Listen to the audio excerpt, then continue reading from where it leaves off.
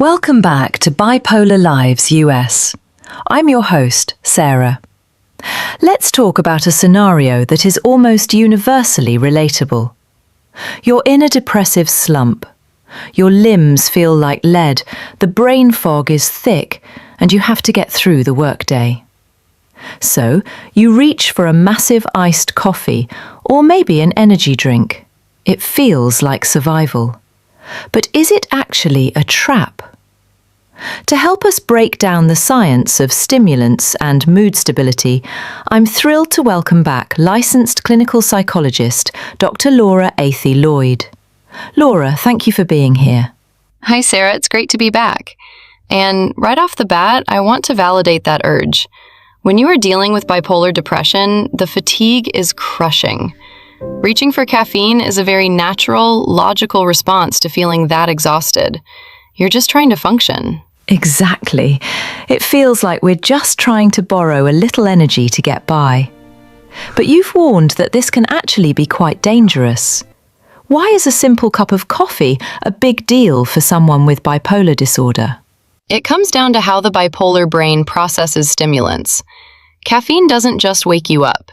It actively stimulates your central nervous system. For a neurotypical brain, that means a quick energy boost. But for a bipolar brain, introducing a strong stimulant, especially those energy drinks loaded with massive amounts of caffeine, can artificially force the brain out of depression and overshoot directly into hypomania or full mania. So you're not just curing the tiredness, you're accidentally hitting the gas pedal on a mood episode. Precisely. And what's worse, it often doesn't even pull you fully out of the depression. Instead, it creates what we call a mixed state. You feel physically wired, restless, and agitated, but mentally, you're still stuck in that dark, depressive place. It is an incredibly uncomfortable and volatile state to be in. That sounds exhausting.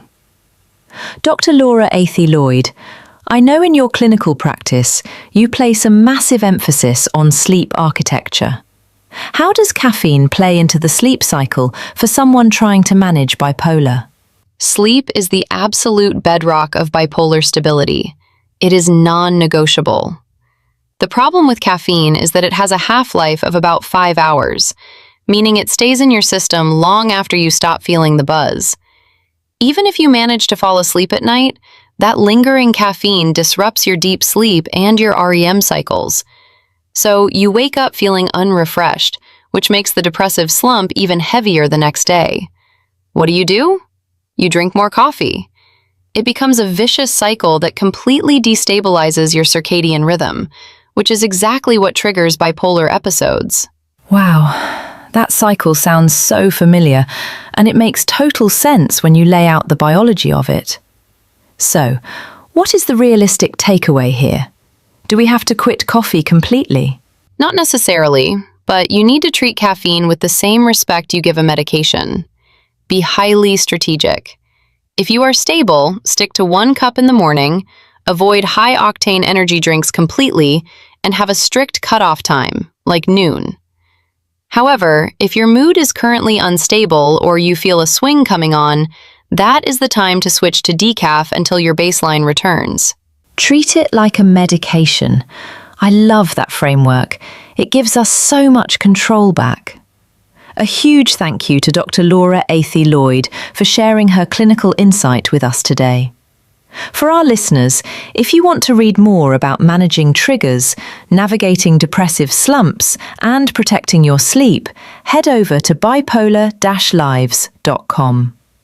Thank you for listening to Bipolar Lives US. Take care of yourselves, and we'll catch you in the next episode.